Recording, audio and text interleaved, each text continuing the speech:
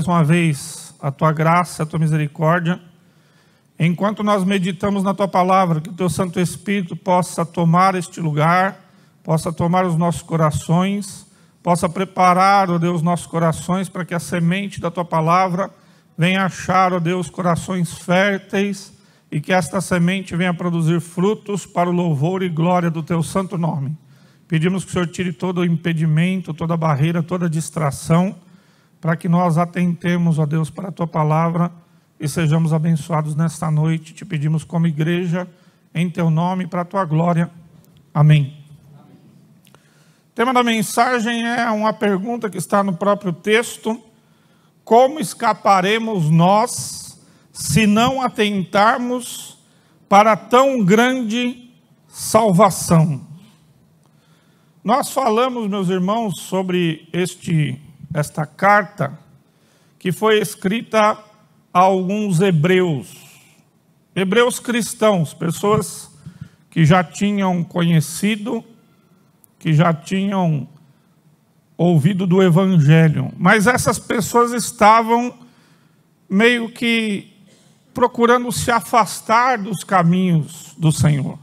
Nós sabemos exatamente quem eram, mas o contexto e o próprio texto da carta nos dá a entender que eram pessoas que estavam cambaleando, que estavam meio tentando deixar o Evangelho, porque provavelmente aquelas pessoas que eles conviviam, daquela religião judaica que eles vieram, né, que envolvia ali os fariseus, os saduceus e todos aqueles grupos, talvez estavam tentando trazer eles de volta e mostrando para eles: olha o que vocês têm deixado para trás.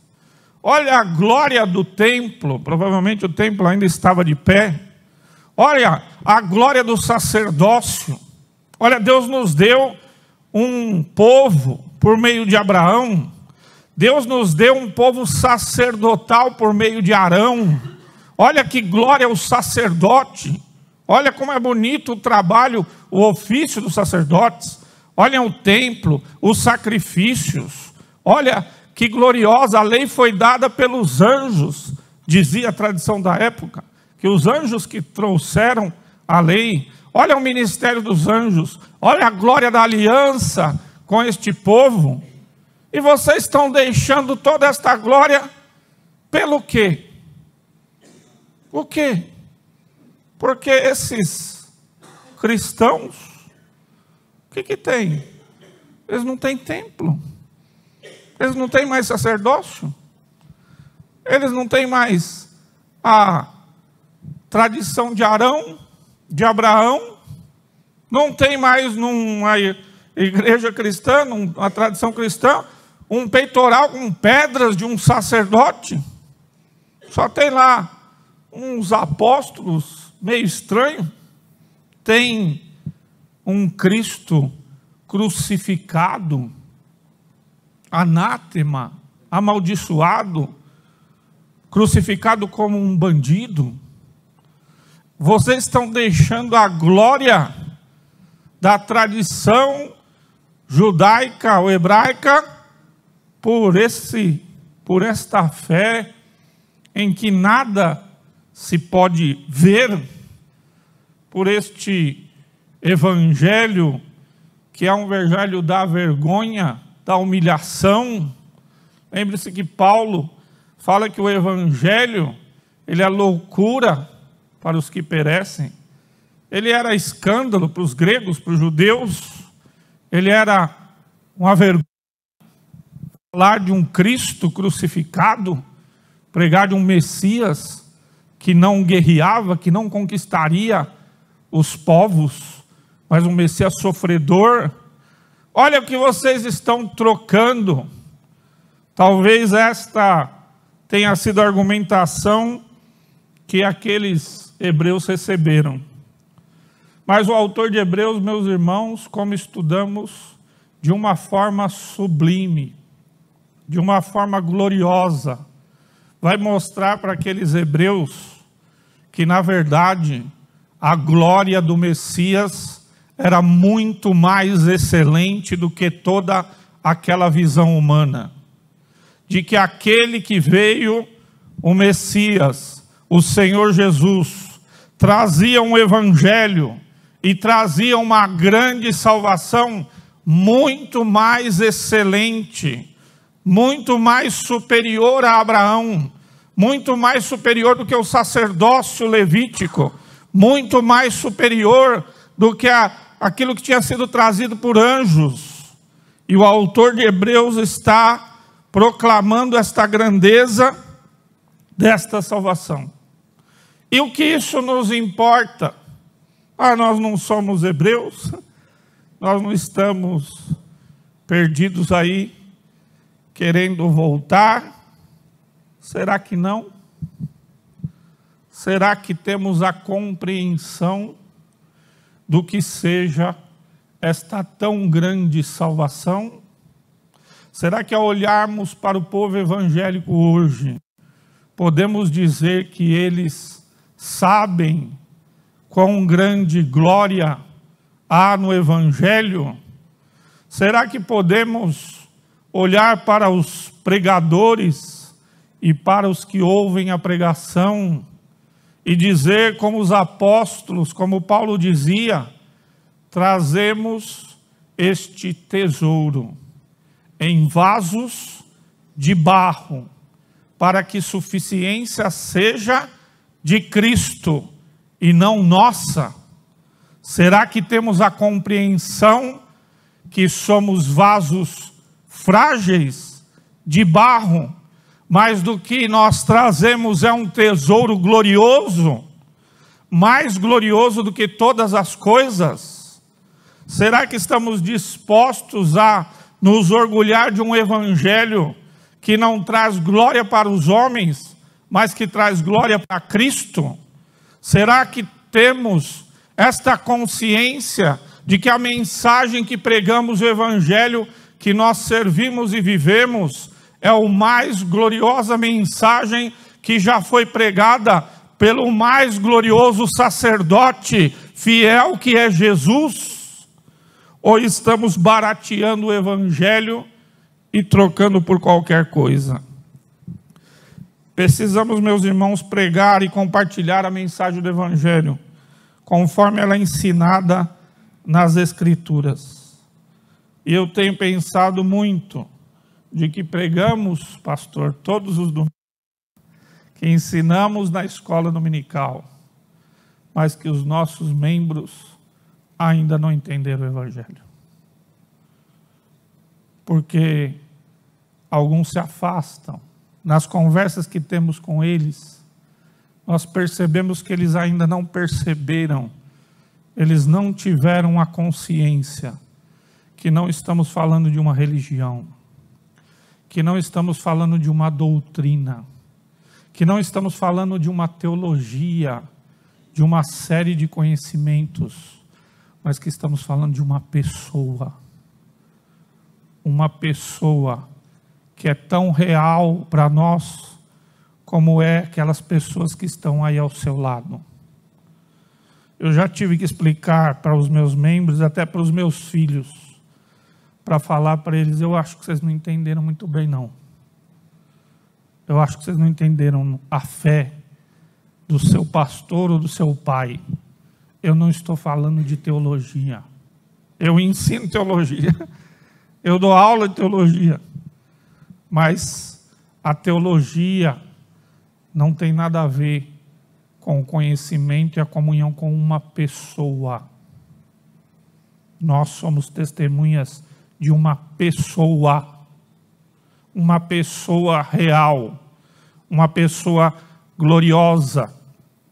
Quando um grupo gnóstico começou a ensinar que Jesus era um fantasma, que Jesus era uma aparência, que ele não podia vir em carne, porque a carne é mal e o mundo é mal, o apóstolo João, chamado apóstolo do amor, mas lembre quem era João?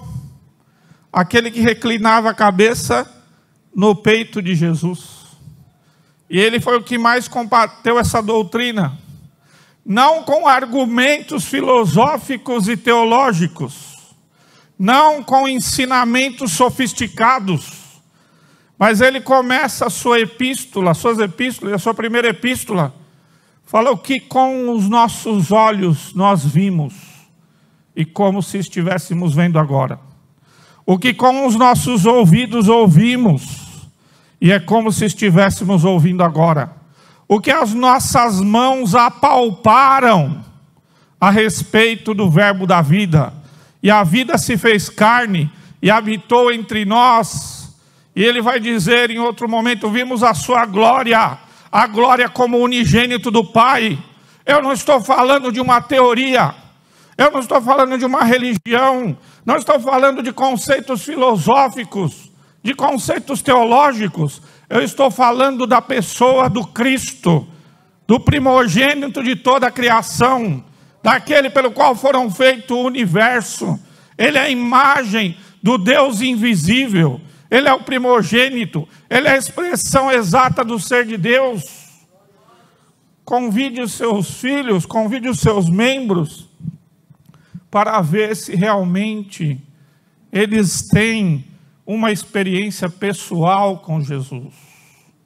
Martin Lloyd Jones diz no seu livro Autoridade Espiritual, nós não somos advogados de Cristo, somos suas testemunhas. Vou repetir, não somos advogados de Cristo, nós somos suas testemunhas. Costumo lembrar da passagem do cego, que foi curado, e falei hoje aqui. Ele não sabia teologia, o cego não conhecia a lei. Talvez ele nunca tenha nem entrado numa sinagoga, porque poderia ser expulso como alguém amaldiçoado por ser cego. E aí os fariseus quiseram questionar o que aconteceu com ele. E a passagem é até meio engraçada. E João, se eu não me engano, capítulo 9. Você era cego mesmo? Sei, sim, eu era cego. Tem certeza? Se a coisa eu tenho certeza na minha vida é que eu era cego. Certeza. Aí foi perguntar para os pais dele. Mas ele era cego mesmo? Era. Uma coisa que nós temos certeza é que ele era cego. Mas vocês têm certeza? Como assim? É lógico que temos certeza que ele era cego.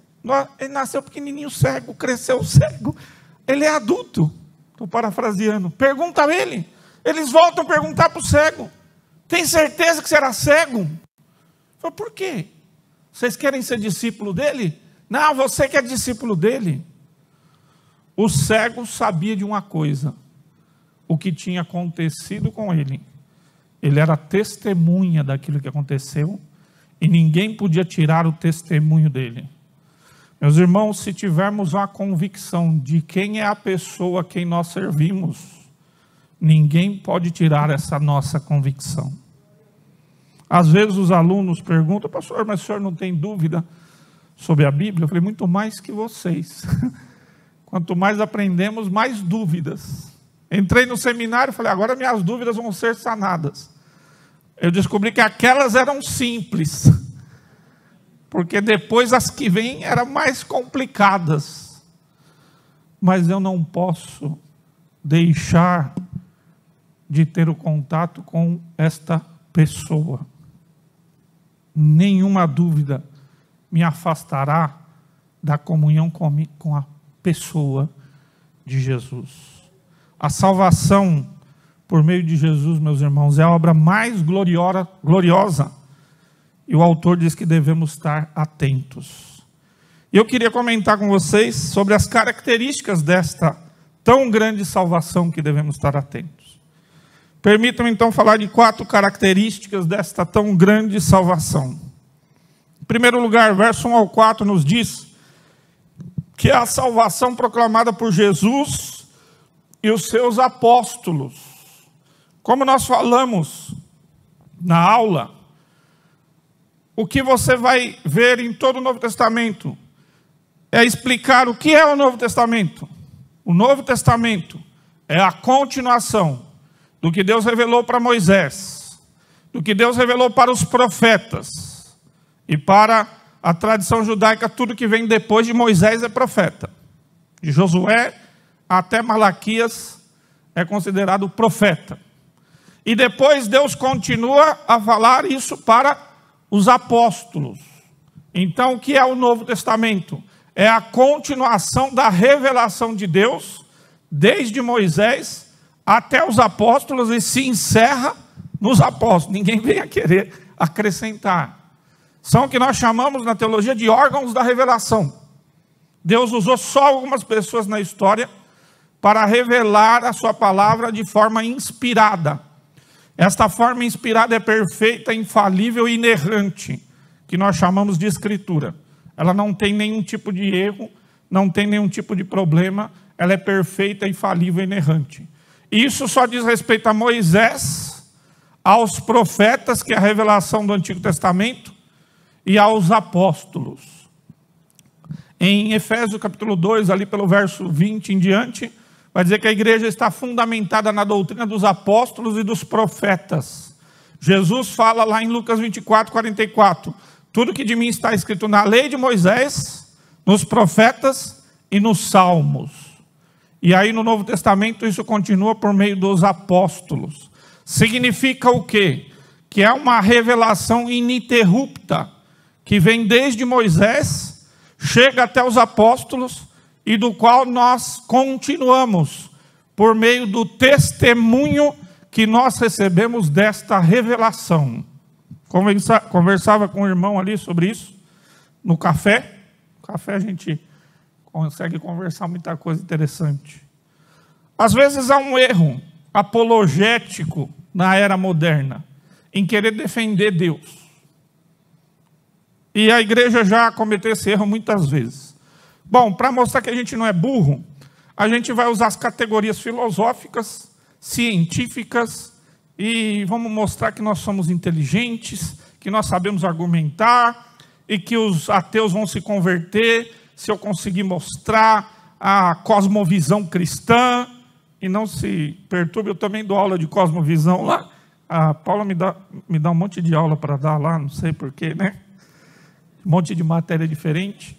Mas eu explico para os alunos, cuidado, apologética demais também é problema. Porque você está achando então que através de categorias humanas, de raciocínio lógico, alguém vai se converter? Se você dizer que essa pessoa vai parar para te ouvir, eu concordo. Mas a conversão, o convencimento se dá pelo Espírito Santo. A fé vem pelo ouvir, e o ouvir pela palavra de Deus. Esta tradição ocidental, principalmente, que começa ali na Idade Média, que vai por Agostinho, depois chega a Tomás de Aquino, em que os cristãos tentam usar as categorias filosóficas para provar a fé, não é original da fé cristã. Sabe o que é original da fé cristã? É a mesma coisa que aconteceu do cego. Um dia eu era ímpio pecador, e Jesus transformou a minha vida. Não há argumento contra isso. Você pode questionar, você pode duvidar, você pode me chamar de mentiroso, você pode argumentar filosoficamente, mas tirar a minha experiência com a pessoa de Cristo, você não pode tirar. Mesmo que apareça alguém com um argumento mais lógico, com a filosofia melhor do que a fé cristã, ela não tem o testemunho. A palavra-chave, vós sereis minhas testemunhas, em Jerusalém, na Judeia, Samaria e até os confins da terra. Os apóstolos não tentam argumentar, não tentam explicar filosoficamente a fé. Eles tentam dizer, Jesus ressuscitou e nós somos testemunhas. Nós não acreditamos, pode não acreditar, mas Ele ressuscitou e nós somos suas testemunhas. Mas não tem lógica nenhuma o que aconteceu, o Messias ser morto, o Messias ser amaldiçoado, ser crucificado como um ladrão. A palavra da fé é loucura para os que perecem, mas para nós o que cremos é o poder de Deus. O próprio Agostinho procurava filosofia, procurava argumentações para se livrar dos seus pecados. E sabe como que ele se converteu? Um menino lia um texto de Romanos e citava na praça. E esse versículo que ele citava falou ao coração de Agostinho. E Agostinho se converteu. O maior filósofo da fé cristã, o maior argumentador da filosofia platônica e neoplatônica, na verdade, se converteu porque um menino simplesmente citava que era para abandonar os pecados e viver uma vida em Jesus. Há muitos exemplos de que as pessoas tentam, por meio de várias argumentações, achar que vão se mostrar inteligentes e aí as pessoas vão se converter. Não, o evangelho é loucura para os que perecem. O homem natural não entende as coisas do Espírito, nem as pode entender, porque elas se discernem espiritualmente. Então, como vão se converter? Com o seu testemunho. Eu não sei explicar, eu não sei argumentar, mas eu sei quem eu era e eu sei quem eu sou hoje. E isso você não pode negar. Você não pode negar a experiência que aconteceu comigo e a fé que um dia eu alcancei e a vida que foi transformada. Podem achar argumentos melhores, podem achar melhores filosofias, mas não podem achar melhor testemunho. E esse testemunho, primeiramente, veio para Moisés, depois veio para os profetas, e depois veio para os apóstolos. Ele diz, porque se a palavra falada pelos anjos permaneceu firme, verso 2, e toda transgressão e desobediência recebeu a justa contribuição, como escaparemos nós se não atentarmos para uma tão grande salvação, a qual, começando a ser anunciada pelo Senhor, foi depois confirmada pelos que a ouviram, testificando também Deus com eles por sinais e milagres e várias maravilhas e dons do Espírito Santo distribuído por sua vontade. Ora, Deus escolheu uma forma de revelar a sua palavra e uma forma de nós testemunharmos. Então, meus irmãos, conhecendo esta tão grande salvação, não tem como não testemunharmos. Se as pessoas vão aceitar esse nosso testemunho ou não, não depende de nós.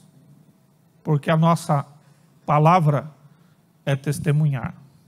Lembre-se que uma testemunha diante de um juiz não tem que provar que aquilo que ela está falando é verdade. Ela tem que provar que o seu testemunho é verdadeiro. Ela não tem que argumentar. Ela não tem que explicar o fato. O juiz chama testemunha, ela diz, eu vi isso, aconteceu isso. Pode acontecer, então você é mentiroso, porque o que você está falando não aconteceu. Mas ela não tem que argumentar sobre o fato. Ela tem que dizer, eu vi isso, aconteceu assim. Não estamos negando a necessidade de conhecer e de fazer apologética ou teologia, mas não é o foco da mensagem do Evangelho. A mensagem do Evangelho é testemunho. E se você testemunhar, ninguém pode negar. O que eu conversava com o irmão, que na empresa, às vezes, as pessoas viravam a falar mal dos evangélicos, né? Como se fala muito hoje também por causa do mau testemunho. E aí o meu argumento não era teológico e nem filosófico. Era simplesmente, eu estou todos os dias aqui. Fale de mim. Fala de mim. Eu estou todo dia aqui. Mas e o fulano? Não conheço. Como você não conhece? Eu não conheço, eu só conheço gente boa. Não me misturo com esse povo. Só conheço pastor, gente boa, só conheço crente abençoado. Mas eu os ruins, eu nem me misturo. com essa gente. Eu estou todos os dias aqui. O meu testemunho você pode falar. Não sou perfeito, mas o meu testemunho. E aí comentava com os irmãos, trabalhava com TI na sala de servidor lá. O pessoal batia na porta, pode orar por mim aqui? Posso ficar um pouquinho aqui nessa sala? Porque aqui tem paz, fora da sala não tem paz. Posso ficar aqui? Chegava lá na minha sala, tinha um monte de Bíblia, um monte de livro, um monte de coisa. As pessoas que tinham falado mal dos crentes batiam na porta para pedir oração. Eu nem questionava, falei, não, vamos orar para você sim. Meus irmãos, temos que testemunhar do Evangelho como esta mensagem gloriosa. Moisés não mentiu, os profetas não mentiram, os apóstolos não mentiram e nós também não mentimos. O argumento de Paulo a favor da ressurreição não foi explicar filosoficamente a ressurreição. Foi dizer, Cristo ressuscitou, os apóstolos são testemunha, mais de 500 pessoas viram que ele ressuscitou, nós pregamos que ele ressuscitou, se ele não ressuscitou nós somos mentirosos. Este é o argumento. Se vocês estão dizendo que ele não ressuscitou, nós somos mentirosos, estamos perdidos em nossos pecados, comamos e bebamos que amanhã morreremos e é vã a nossa fé.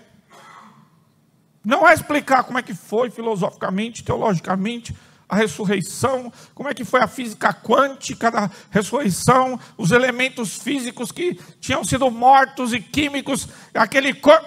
Não, nós sabemos que ele ressuscitou. Nós vimos ele ressuscitado. Nós falamos e conversamos com ele. E todos os cristãos têm que ter este argumento. Você só não pode me chamar de mentiroso. Você pode discordar da minha fé. Você pode discordar de tudo. Mas você não pode negar a minha experiência. Você não pode negar quem eu era e quem hoje eu sou. Talvez você tenha lido ou assistido o filme Em Defesa de Cristo, Em Defesa da Fé. O que não conta no filme está no livro. De que, na verdade, aquele homem não se converteu por causa dos argumentos. Ele usa no livro argumentos históricos, filosóficos, lógicos. Mas ele deixa escapar o porquê ele se converteu. Ele era ateu militante, Lee Strobel. Ateu militante é pior do que crente evangelista. Ele evangeliza mais que o crente evangelista. É aquele ateu que evangeliza os outros para eles deixarem de crer. Esse era o Lee Strobel. Mas um dia sua esposa se converteu. E ele falou, acabou minha vida. Acabou meu casamento, acabou minha família. Essa mulher vai virar uma beata, uma doida desvarrida, que esse evangelho louco desse Jesus, e nós vamos acabar, não tem, eu sou ateu, acabou meu casamento. Pois aquela mulher ficou melhor. Ele falou, essa mulher melhorou. Essa mulher melhorou muito. E ele falou, eu quero saber quem é esse Jesus que essa mulher aceitou. Não porque ela argumentou, mas porque a vida dessa mulher mudou. Eu pensei que seria um inferno. E meu casamento melhorou muito, porque essa mulher se converteu. Depois ele escreveu o livro. Depois ele foi pesquisar, porque ele queria saber quem é Jesus. Mas o que fez com que ele se convertesse foi o testemunho de uma mulher convertida, porque ela apresentou então para ele essa tão grande salvação, que começou com Moisés, os profetas e os apóstolos, e de que ela também era testemunha. E o autor nos continua mostrando a grandeza da salvação. E a segunda característica é que a salvação é realizada por Jesus, o sumo sacerdote misericordioso e fiel. A encarnação, que Jesus se fez carne, também é uma doutrina fundamental para a fé. Porque o sangue de animais, eles eram provisórios, não eram capazes de salvar alguém. E todos sabiam. mesmo judeus, porque eles tinham que ser feitos continuamente. Fazia, e todo ano também o sumo sacerdote, que também tinha pecados, ele também precisava oferecer para ele e para os hebreus. E tinha que ser feito sempre, sempre, sempre. Nunca ia acabar o pecado, nunca ia acabar de expiar. Então, quando o autor fala, olha, esse Jesus, ele é sacerdote, é sumo sacerdote, e ele é perfeito, e ele é fiel, significa que ele é definitivo e único, e não há outro que possa ser mediador entre Deus e os homens. E Paulo vai falar em 1 Timóteo capítulo 2, verso 3, porque isto é bom e agradável diante de Deus nosso Salvador, que quer que todos os homens se salvem e venham ao conhecimento da verdade, porque há um só Deus, e um só mediador entre Deus e os homens, Jesus Cristo, homem, o qual se deu a si mesmo em preço de redenção por todos, para servir de testemunho a seu tempo. A salvação proclamada no Evangelho realizada por Jesus é tão grande, porque é a obra de um grande sacerdote misericordioso e fiel. A consolação que nós temos, que nós não podemos encontrar em nenhum outro. E que isso fique claro, meus irmãos, porque em toda a história da igreja, e não estamos livres disso, pessoas querem colocar outra pessoa no lugar de Jesus para ser mediador. E perceba bem, a igreja cristã, o evangelho de Jesus, não tem sacerdotes. Se alguma igreja, se algum pastor, se algum líder quer te dizer que ele vai ser intermediário entre você e Deus, ele está pregando uma heresia, porque a igreja é o sacerdócio. Vós sois nação santa, povo escolhido, sacerdócio real, para anunciar as virtudes daquele que vos tirou das trevas para a sua maravilhosa luz. Havia o sacerdote no Antigo Testamento, porque ele era provisório, porque ainda não tinha vindo o Messias. Vindo o Messias, ele é o perfeito, sublime e único sacerdote. Pastor não é sacerdote, apóstolo não é sacerdote, nenhum político, nenhum Messias novo virá. Virão falsos cristos e falsos messias que enganariam a muitos. E o texto diz que, se possível, enganariam até os escolhidos. Então não estamos livres de sermos enganados por falsos messias, por falsos sacerdotes. Você, meu irmão crente em Jesus, tem acesso direto ao trono da graça. O véu foi rasgado, o próprio autor de Hebreus diz. A parede de separação foi tirada, como diz Efésios. Agora todo crente em Jesus tem acesso direto ao Santo dos Santos, por meio de Jesus Cristo, o único sacerdote. Todos nós somos servos dele. Obviamente o pastor tem a autoridade que é concedida por Deus. Cada um tem a sua autoridade.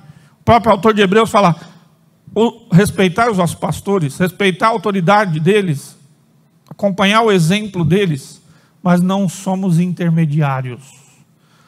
Virá alguém para orar aqui e ele vai curar todo mundo. Você pode orar e ser curado. Alguém na igreja pode orar e ser curado. Virá alguém aqui que ele que tem a palavra mais gloriosa. Não, a palavra está no seu coração e está na sua mente. Essa é a palavra da fé que pregamos. E se com tua boca confessares a Jesus Senhor, e no teu coração creres que Deus o ressuscitou dentre os mortos, será salvo. Nós anunciamos a palavra, não somos sumos sacerdotes. Na dispensação do Novo Testamento, permita usar a palavra dispensação que Paulo usa, não há mais intermediários, só Jesus. só e unicamente Jesus. Se qualquer pessoa, se qualquer líder, se qualquer tipo de político, qualquer pessoa quiser, no mínimo, se aparentar como um intermediário, como Salvador ou como Messias, seja anátema.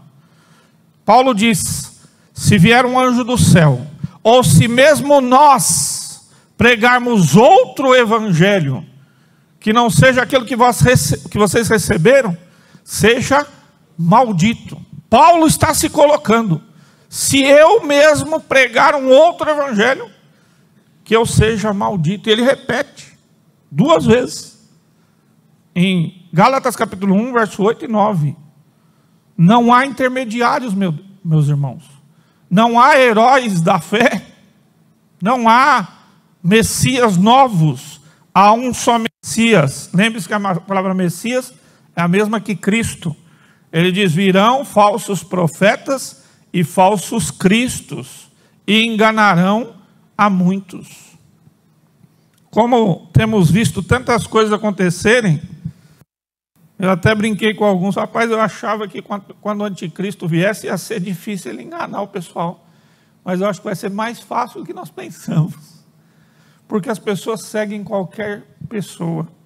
Veja no YouTube, veja nas redes sociais, qualquer imbecil que fala qualquer coisa tem milhões de seguidores, milhões e milhões e milhões, e são seguidores mesmo. Se aquele indivíduo falar para ele se jogar do precipício, eles vão se jogar.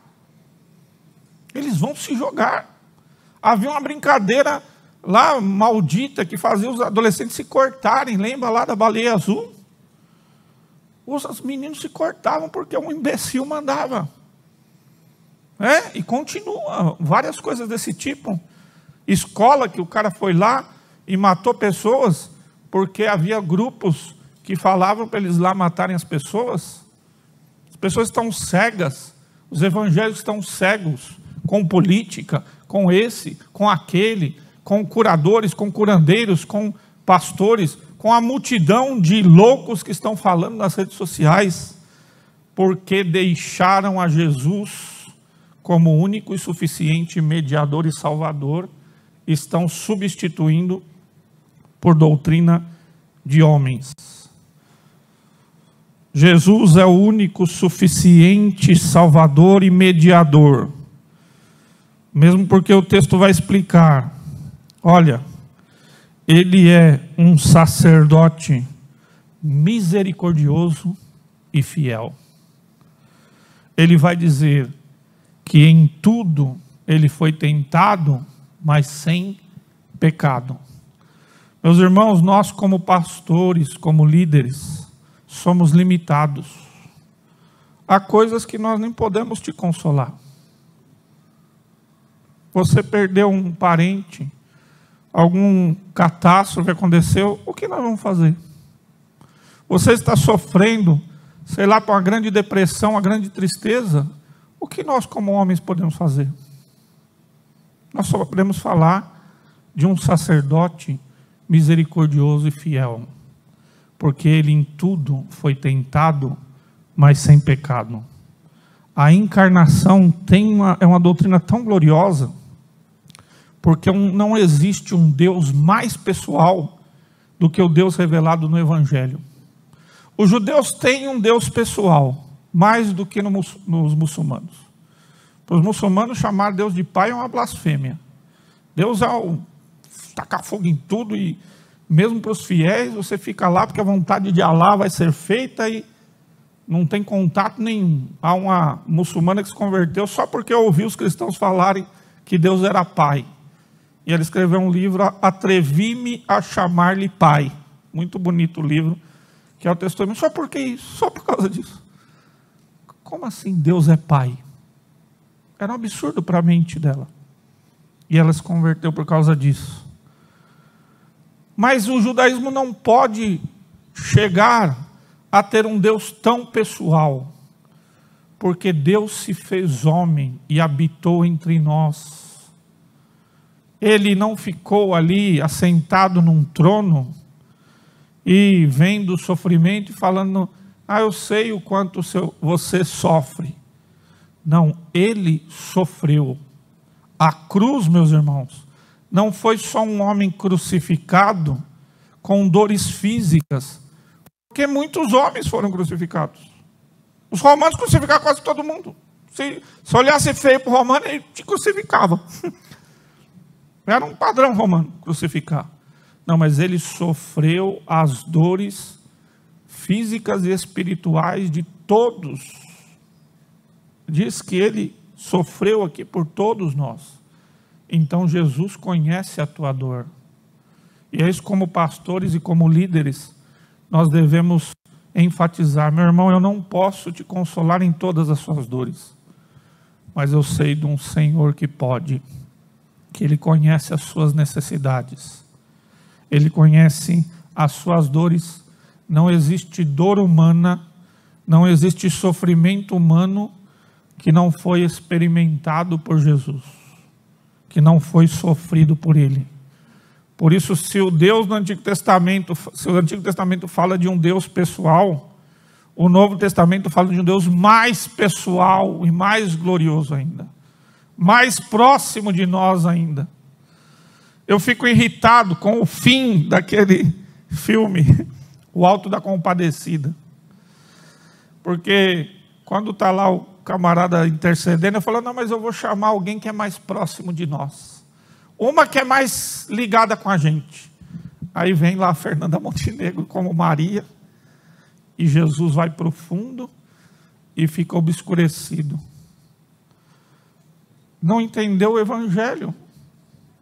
Por mais que eu goste de Ariano Suassuna, não há ninguém que seja mais próximo e que mais pode ouvir as nossas orações e entender o nosso sofrimento do que Jesus. Maria não é intermediária, há um só Deus e um só mediador entre Deus e os homens, Jesus, homem. A encarnação é a máxima pessoalidade de Deus. É um Deus que é transcendente, mas que também é imanente, que é presente, que experimentou. Por isso, quando dizem para João, ele é uma aparência, eu falo, não, vocês não entenderam o Evangelho. Eu ouvi o coração dele, eu reclinei a minha cabeça no peito dele, eu ouvi as suas palavras. Quando vão perguntar para Pedro, para de falar deste Evangelho, fala, não posso deixar de falar do que eu ouvi, do que eu vi. Quando os discípulos estão ali atordoados, porque Jesus fala que não comer do meu sangue, quem não comer da minha carne, não beber do meu sangue, não tem parte comigo, um monte vai embora. Aí Jesus fala, tem mais alguém que quer ir embora? Pedro fala, para onde iremos? Só tu tens as palavras de vida eterna. Depois de experimentar esse Evangelho e esta glória, não podemos achar outro mediador. E o autor continua, mais uma característica. Suportem mais umas 2 horas, que eu acabo. Que salvação é essa tão grande? É a salvação que gera filhos para a glória do Pai. Verso 11 diz, porque assim o que santifica, como os que são santificados, são todos de um, por cuja causa não se envergonha de lhe chamar irmãos, dizendo, anunciarei o teu nome a meus irmãos, cantar-te-ei louvores no meio da congregação, e outra vez, porei nele a minha confiança, e outra vez, eis-me aqui, a mim e aos filhos que Deus me deu. Olha que glorioso, meus irmãos, que salvação é essa, que gera filhos para o Pai. Jesus falou, ninguém vem ao Pai, a não ser por mim. Porque ali os discípulos perguntavam, Senhor, mostra-nos o Pai, isso nos basta. E aí Jesus disse, olha, há tanto tempo estou convosco e vós ainda não me conheceis. Quem vê a mim, vê o Pai. Jesus, e só por meio de Jesus, e diz lá João capítulo 1, verso 12, que a todos os quantos os receberam, deu-lhes o poder, a autoridade, de serem feitos filhos de Deus, a saber, os que creem no seu nome. Cristo nos santifica e somos santificados. Ele não se envergonha de nos chamar irmãos. Um teólogo faz uma comparação. Imagine que você se torne uma lesma. Que negócio nojento. Você é um homem, com todos os benefícios que você tem como homem, de repente você vira uma lesma nojenta. Ele fala, olha, Jesus encarnar é pior do que nós nos tornarmos uma lesma. Porque Deus, com toda a sua glória, se reduzir a um homem, é pior do que um homem se tornar uma lesma. E é assim que diz Filipenses, que ele se humilhou, que ele se tornou homem, que ele morreu morte, e morte de cruz, morte de um condenado, de um ladrão, de um bandido. E todos os nossos pecados, de todos os assassinos, de todos os bandidos, do passado, do presente e futuro, caíram sobre ele. O castigo que nos traz a paz estava sobre ele, pelas suas pisaduras fomos sarados. O texto de Isaías 53 diz que ele era rejeitado, mais indigno dos homens, homem de dores, que sabe o que é padecer. Olhando para ele, nós não víamos nada que nos agradasse. É a mais completa humilhação, mas que Jesus se agradou em aceitar e não se envergonha de nos chamar irmãos. Que gloriosa salvação é essa, de que o Deus Filho se torna homem e não se envergonha de nós.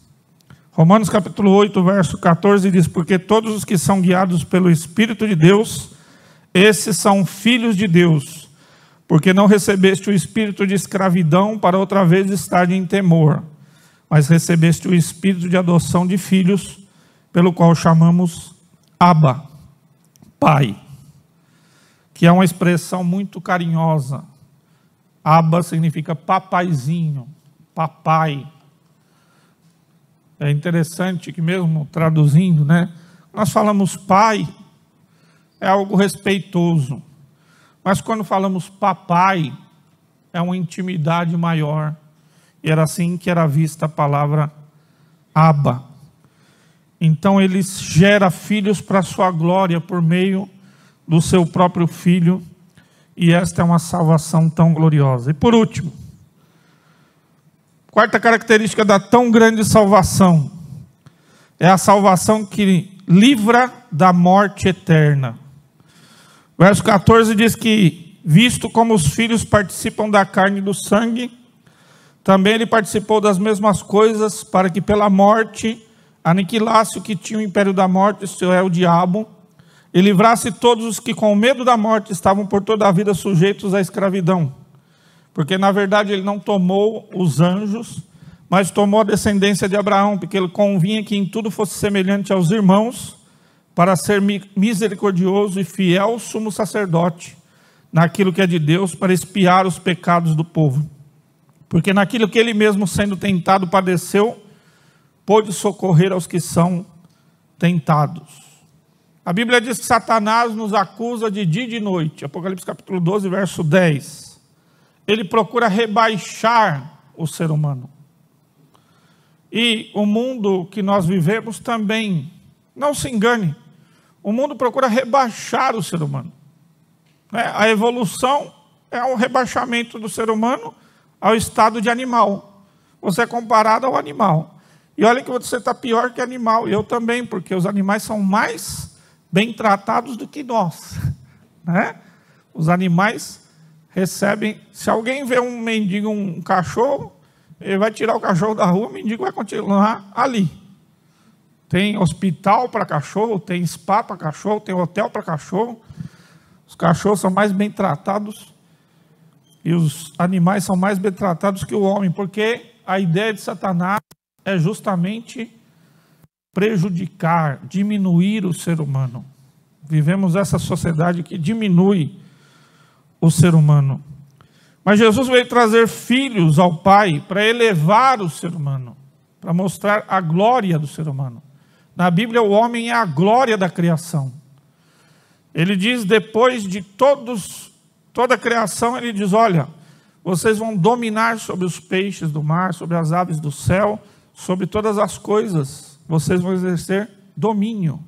E é assim mesmo. O ser humano exerce domínio sobre todas as outras criações. Porque Deus quer exaltar o ser humano. E o texto diz, olha, esta gloriosa salvação, essa glória que Deus quer dar, de tornar pessoas filhos de Deus, como é que vocês estão rejeitando? Na verdade, irmãos, ao pregar o evangelho, devemos convencer mesmo, tentar, persuadir as pessoas. Obviamente o Espírito Santo fará a obra, mas é ficar indignado. Como é que você não consegue enxergar a glória da salvação? E aí vão usar exemplo dos neo-evangélicos. Estou chamando esse povo de neo-evangélico, tá? O neo-evangélico quer matar a gente, o neo-evangélico quer atirar nos outros, o neo-evangélico quer torturar as pessoas, ele odeia as pessoas. É o neo-evangélico, a nova categoria que eu criei aí, né? Neo-evangélico. Tem nada de evangélico. É gente louca, é gente que quer matar, que quer derrubar. Mas nós, que devemos nos chamar evangélicos, pregamos a mensagem de salvação, porque também nós éramos pecadores. Em Romanos capítulo 5, verso 8, diz que Deus prova o seu amor para conosco, pelo fato de Cristo ter morrido por nós, sendo nós ainda pecadores. Paulo era um assassino, ele assassinava crente. Paulo era assassino de crente. Pessoas que criam em Jesus, ele ia arrastar das casas. Quando mataram Estevão, ele estava segurando o casaco de Estevão e disse que ele consentia na sua morte. Deve ter até tacado umas pedras. Não era pedrinha não, tá? As pedras eram grandes, que tacavam para matar. Mas aquele assassino se converteu. Aquele assassino mudou de vida. Os neo-evangélicos acham que todos os bandidos e os assassinos têm que morrer. Aqui vocês têm experiência com casa de recuperação. Eu convivi 20 anos só dentro da casa de recuperação, dando aula para os meninos. E tinha um menino desse tamanho, né? Um anjo de pessoa. Você pegar aquele menino e falar, esse menino nem sei se peca. Um anjo, ia dar aula para ele, gentil, amável. Aí cai na besteira de perguntar, mas como é que foi? Então, pastor, eu fiquei lá no Carandiru, no pavilhão 9. Os mais antigos sabem o que era o pavilhão 9. Era só assassino que ficava. Eu falei, não, porque eu matei várias pessoas. Meus irmãos, o poder transformador do Evangelho é capaz de transformar um assassino em uma pessoa amorosa como aquela. Por isso, o Evangelho que pregamos não deve querer a morte de ninguém. E nem querer que as pessoas sejam condenadas. Ah, mas o que vão fazer? Que se convertam. Porque se converterem, os problemas estão resolvidos. Os grandes avivamentos da história não pregavam a destruição do outro. Eles pregavam a salvação do outro. E os bandidos se converteram. E as prostitutas se converteram.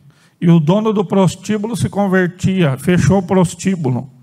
O dono do bar se convertia, fechou o bar. Os assassinos se convertiam, não tinha mais assassinatos. Os ladrões se convertiam, não tinha mais roubo. Você acha que algum sistema político, que algum Messias vai acabar com os ladrões, com as prostitutas, com os assassinos? Não, a conversão vai acabar com assassinos. Porque senão somos como aquele da parábola, que tendo sido perdoado milhões, Quando chega aquele que te deve uma miséria, vai dizer: você tem que pagar, senão você vai ser condenado. Não se esqueça de quem você foi, porque senão você terá ódio dos outros, mas você não está pensando quem você foi. E aí, como você vai pregar de tão grande salvação, se você deseja a morte? Porque não desejamos a morte de ninguém, porque a morte é condenação eterna. Se a pessoa morrer sem Cristo, ela estará para sempre condenada. Nem Deus se alegra com a morte do ímpio. Está escrito: eu não me alegro com a morte do ímpio, mas que ele se converta. Não sou eu que estou inventando, está escrito: orai pelos vossos inimigos, abençoai os que vos amaldiçoam. Porque se vocês só oram pelos seus amigos, só abençoa quem te abençoa, vocês são como os fariseus, vocês são como os ímpios. E que evangelho é esse que tem pregado? Não é esta grande salvação, porque a salvação pregada por Jesus Cristo é que livra da morte eterna. Diz que ele aniquilou aquele que tinha o poder da morte, a saber, o diabo. Então o autor de Hebreus, meus irmãos, está expondo aos seus leitores e a nós a glória do evangelho e a importância do ser humano. Porque Deus poderia muito bem destruir todos nós, condenar todos nós, sem nenhum problema. Deus é autossuficiente, ele não precisa de ninguém. O louvor dos anjos é muito melhor do que o nosso. O amor de Deus para com o Filho e com o Espírito Santo é muito maior do que o nosso. Deus não precisa do nosso amor, não precisa do nosso louvor, não precisa de nada. Por isso que Deus diz: prova o seu amor para conosco. Pelo fato de Cristo ter morrido por nós, sendo nós ainda pecadores. Então nós não pregamos a condenação, mas a salvação. Obviamente Deus vai punir, vai condenar, a justiça vai condenar aqueles que fizerem as impiedades e as coisas erradas, mas a nossa tarefa é pregar este evangelho glorioso de salvação. O autor de Hebreus está dizendo: vocês acham os anjos gloriosos? Pois o Messias é mais glorioso. Vocês acham que os anjos têm uma grande comunhão com Deus? Pois Deus nos proporciona uma maior comunhão. Vocês acham que os anjos são isso, que estão diante do trono?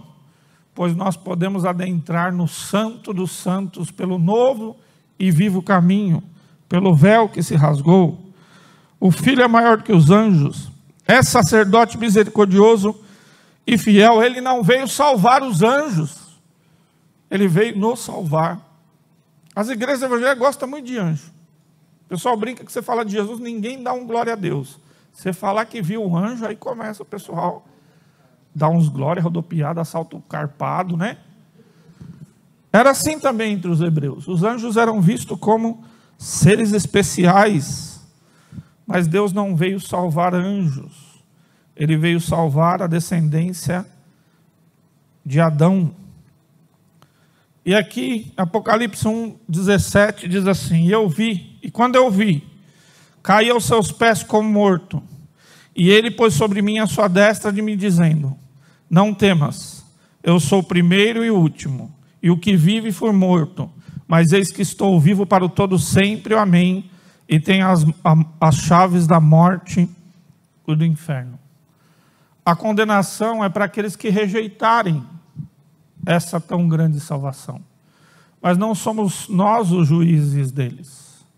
A nossa tarefa é pregar o evangelho.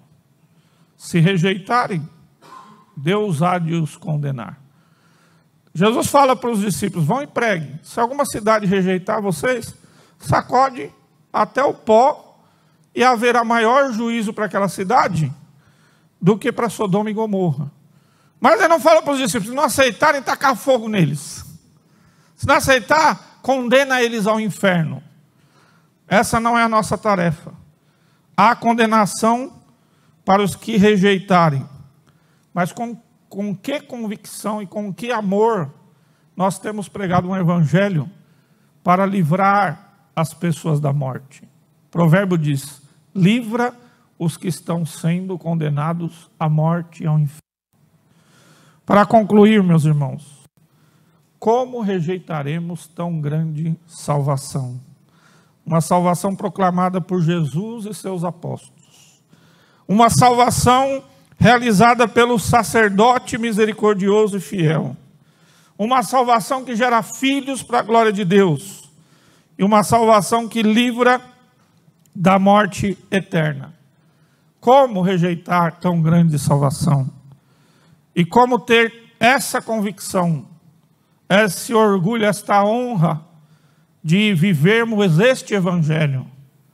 Eu preguei uma mensagem e dizia: eu me envergonho dos evangélicos, mas eu não me envergonho do evangelho de Cristo, porque ele é o poder de Deus para a salvação de todo aquele que crê, primeiro do judeu e também do grego, porque no evangelho se revela a justiça de Deus, que diz: o justo viverá pela fé, Romanos 1, 16, 17. Para encerrar, eu quero ler de novo, Hebreus 2, 2. Porque se a palavra falada pelos anjos permaneceu firme, e toda transgressão e desobediência recebeu a justa retribuição, como escaparemos nós, se não atentarmos para uma tão grande salvação, a qual, começando a ser anunciada pelo Senhor, foi-nos depois confirmada pelos que a ouviram, testificando também Deus com eles por sinais e milagres e várias maravilhas e dons do Espírito Santo, distribuídos por sua vontade. Se alguém ainda não recebeu este glorioso evangelho, o Senhor te convida a receber. Se alguém está balançando, duvidoso e abalado por várias coisas que têm acontecido, lembre que essas pessoas que liam essa carta também estavam abalados. Mas o autor mostrou para eles que grande salvação é essa. Que evangelho maravilhoso é esse. Meu irmão, alguém pode falar mal de qualquer coisa, mas não fala mal do evangelho na minha frente. Não fala mal. Pode até falar dos evangélicos, mas eu não vou também contribuir, não. Roupa suja a gente lava em casa. Porque, na verdade, eu conheço os irmãos maravilhosos. Você deve conhecer nessa igreja. Eu conheço testemunhos gloriosos. Eu conheço conversões gloriosas, como essa que eu citei e tantas outras. Eu sei quem eu era, eu sei quem eu sou. Por isso pode fazer o que quiser, mas não desrespeite o meu Senhor e este glorioso evangelho. A palavra de arrependimento é pregada, mas terá maior efeito se nós tivermos a convicção que honroso e que glorioso é poder estar na igreja de Jesus. Que honroso e que glorioso é podermos estar reunidos com os nossos irmãos, como cantamos aqui. Que glorioso é estar na igreja. Ah, tem coisa ruim na igreja, lá fora tem pior. Né? E o que tem na igreja não tem lugar nenhum. O que tem de bom na igreja não tem nenhum lugar. O que tem de ruim lá fora também tem. Como a gente já viveu lá fora, nós não trocamos nada por essa tão grande salvação. Feche seus olhos, vamos orar. Senhor, que a palavra venha frutificar na vida dos teus servos e tuas servas que aqui estão. Se alguém que ainda não entregou a sua vida ao Senhor Jesus, que possa entregar, Senhor, que possa com o seu coração crer, que possa confessar com sua boca que o Senhor Jesus é o Senhor e receber de graça essa tão grande salvação, Senhor. Se alguém nesta igreja está abalado, Senhor, está com dúvidas, se a fé tem sido abalado por coisas que acontecem no mundo, por sofrimento, por opressões, que seja agora livre, Senhor Deus, esta pessoa. Que seja liberta pelo poder do teu Santo Espírito, pelo poder da tua palavra, Senhor Deus. Que receba o consolo, o refrigério, a paz que excede todo entendimento. Que olhe para Jesus, o autor e consumador da nossa fé. Que entregue a Ele, Senhor Deus, o sacerdote misericordioso e fiel, que pode se compadecer das nossas dores. Da cura, da salvação, Senhor, em nome de Jesus. E que todos nós, como igreja do Senhor, tenhamos a convicção da glória que é o Evangelho de Jesus. E com essa convicção possamos proclamar a verdade da Tua palavra, para que vidas se convertam pelo nosso testemunho. Assim nós oramos em Teu nome santo e de poder e para a Tua glória. Amém. Amém. Deus abençoe, pastor.